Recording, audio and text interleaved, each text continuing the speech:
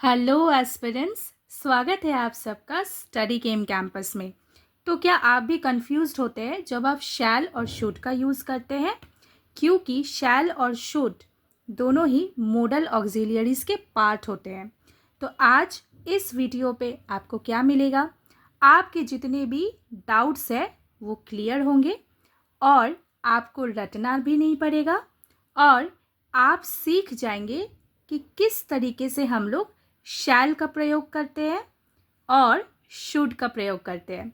सो बने रहिए इस वीडियो पे और सीख लीजिए शैल और शुड के correct uses. So let us not waste our time, let us start the lesson right now. So our first example is future willful or stubborn action. क्या आपको पता है कि हम लोग शैल का कब यूज़ करते हैं? जनरली हम लोग शैल का यूज़ करते हैं फ्यूचर टेंस के लिए। किस टेंस के लिए यूज़ करते हैं? फ्यूचर टेंस के लिए। जैसे अगर मैं एग्जाम्पल दूँ तो I shall do this work. This indicates what? ये क्या इंडिकेट कर रही है? ये इंडिकेट कर रही है कि मैं एक टास्क को करूँगी कब? In future. ओके, तो ये बना शैल का यूज़। अब आप लोगों को कन्फ्यूजन कहाँ होती है? मैम, हम लोग विल का भी तो यूज़ कर सकते थे, लेकिन यहाँ पे हमने शैल का ही क्यों यूज़ किया? देखिए, शैल का यूज़ हम लोग करते हैं जब हम लोग विलफुल या फिर कोई ऑब्स्टिनेट एक्शन को जताते हैं या बताते हैं तब। मतलब जब मैं कहूँ आई शैल डू दिस वर्क, मतलब मैंने अपना तो मन बना लिया कि कैसा भी सिचुएशन हो मैं इस काम को ज़रूर करूँगी। My opinion is not going to be changed. I hope this is clear to you my dear aspirants. चलिए अब नेक्स्ट टाइप पे चलते हैं। Decision, determination, promise. इन तीनों चीज़ों को भी समझाने के लिए we can make use of शैल।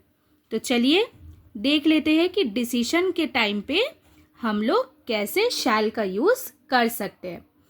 मान के चलिए कि हम लोगों ने डिसीशन बनाया we shall help the needy. ठीक है, कुछ ज़रूरतमंद लोग हैं जिन्हें हम लोग हेल्प करना चाहते हैं और ये decision will not be changed. ऐसा ही हम लोग बताते हैं ना जब हम लोग जनरली शैल को यूज़ करते हैं। क्लियर? देखिए, विलफुल स्टबर्न एक्शन जो ऑब्स्टिनेट भी होती है, मतलब आपका ओपिनियन चेंज नहीं होने वाला है, यही मान के चलते हैं जब हम लोग शैल का प्रयोग करते हैं। ठीक है, क्लियर? अगर क्लियर हो रहा है ना फ्रेंड्स, तो एक लाइक तो ज़रूर बनता है मैम के लिए। मैम को भी मोटिवेशन मिलेगी, आपके लिए और भी इम्पॉर्टेंट लेसन्स मैम फ्रेम करेंगी। ठीक है, नेक्स्ट इज अबाउट डिटर्मिनेशन। बताइए तो डिटर्मिनेशन किसे कहते हैं? डिटर्मिनेशन मीन्स जब आप में एक दृढ़ संकल्प लिया हो कि इस काम को आपको करना ही है, इस वर्क को आपको करना ही है, तो यू आर डिटरमाइंड। तो डिटर्मिनेशन के टाइम पे भी हम लोग शैल का यूज़ कर सकते हैं। जैसे we shall not make the task incomplete. इसका मतलब हम लोग क्या बताने की कोशिश कर रहे हैं कि हम लोग एक टास्क को करेंगे, उसको इनकम्प्लीट नहीं छोड़ेंगे। वी आर डिटरमाइंड नाउ कि हम लोग फ्यूचर में जब इस टास्क को करेंगे तो इसे हम लोग इनकम्प्लीट नहीं छोड़ेंगे। अब मेरे प्यारे एस्पिरेंट्स, पता है आपको बेसिक का ज्ञान होना क्यों ज़रूरी है? क्योंकि विल, शैल, शुड कोई भी मॉडल ऑक्सिलियरी हो, जनरली यहाँ से आपके लिए क्वेश्चंस बनते हैं स्पॉट द एरर टाइप पे।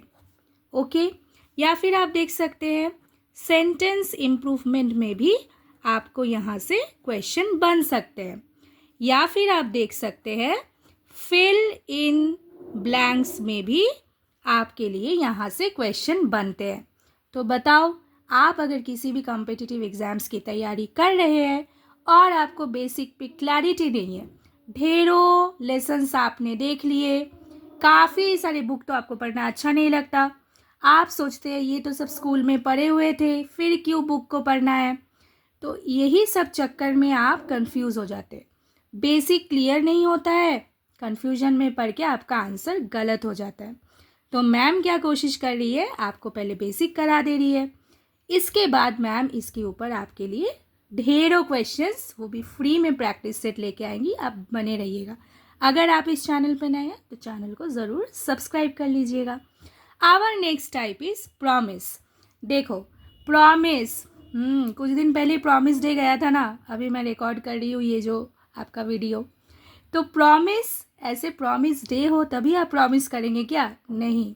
जब आप किसी को प्रॉमिस कर रहे हो तो आपके माइंड में ये होना चाहिए कि promises need to be kept. Okay, तो प्रॉमिस जब हम लोग जताते हैं तब भी हम लोग शैल का यूज़ कर सकते हैं। जैसे देखो, एक example, you shall have a sweet.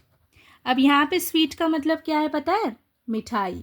Okay, तो ये प्रॉमिस किया गया, उसको मीठा बहुत पसंद होगा, तो you shall have a sweet, तो एक प्रॉमिस किया गया।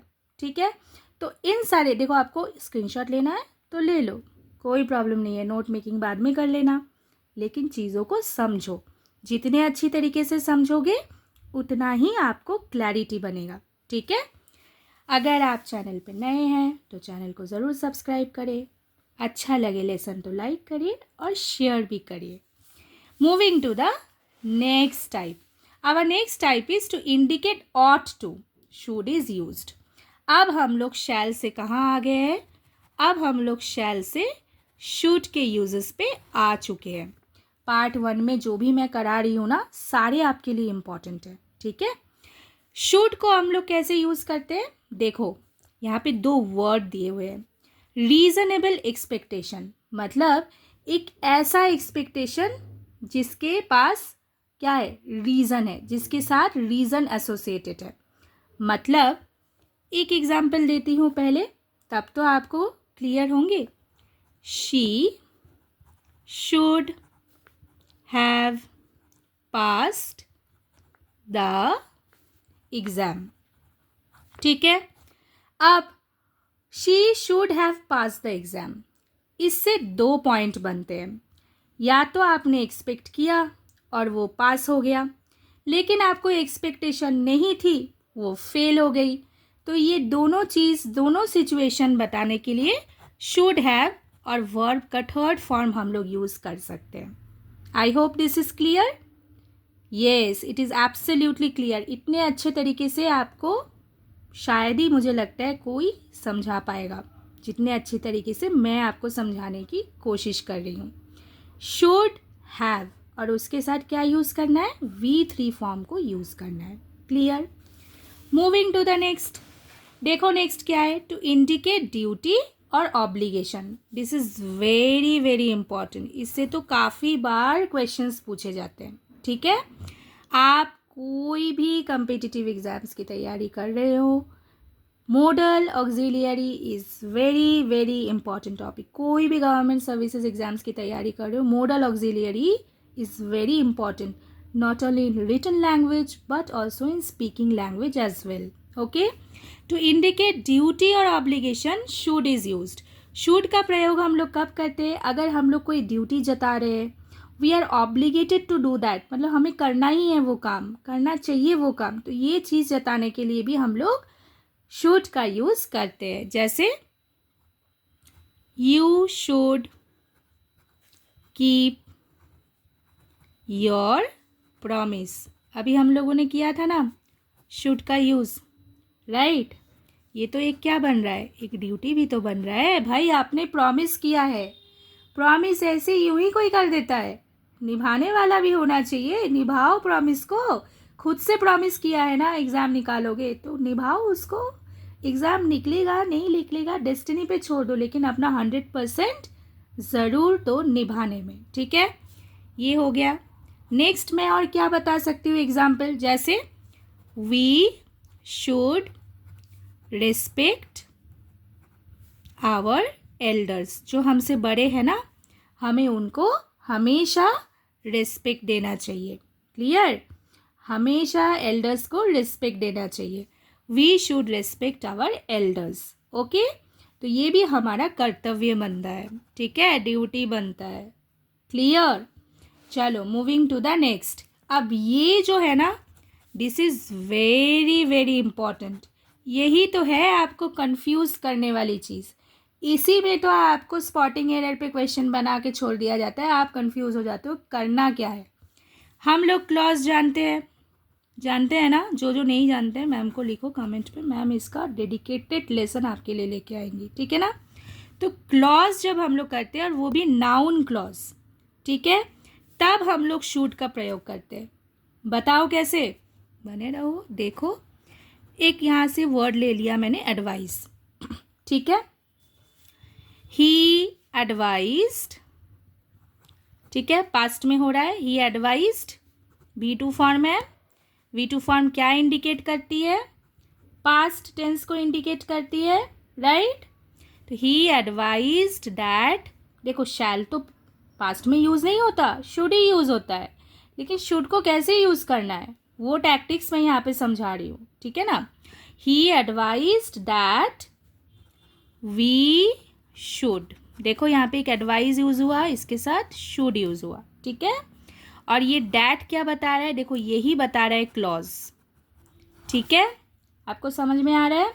That we should accept the offer. Clear? अब ऐसे ही यहाँ पे अगर एडवाइज्ड की जगह पे अग्रीड हो, डिसाइडेड हो, ऑर्डर्ड हो, आस्क्ड हो, और भी बहुत सारे, कमांडेड हो, तब भी हम लोग यहाँ पे शुड का ऐसे प्रयोग कर सकते हैं। अब यहाँ पे आपको दे देता कि shall, we shall accept the offer, तो यही रॉन्ग होता, यहीं पे एरर हो जाता, एरर स्पॉटिंग में। समझ में आ रहा है आपको? क्योंकि यहाँ पे तो शुड बनता। तो आई होप आपको बहुत अच्छे से समझ में आ गया है, जो भी मैंने इम्पॉर्टेंट एग्जाम्पल्स आपको समझाया। अगर आप चैनल को देख रहे हो, काफ़ी दिनों से फॉलो कर रहे हो, सीख रहे हो कुछ वैल्यूएबल, सब्सक्राइब करो। लेकिन सब्सक्राइब तब करो जब मैम के दिए गए सारे लेसन को अच्छे से ड्यूटी बाउंड होके फॉलो करो और वैल्यू एडिशन करते रहो अपने लेसन को, ठीक है ना। लाइक करो, अच्छा लगे तो शेयर भी करो। Stay fit and fine, stay positive, take care, thank you.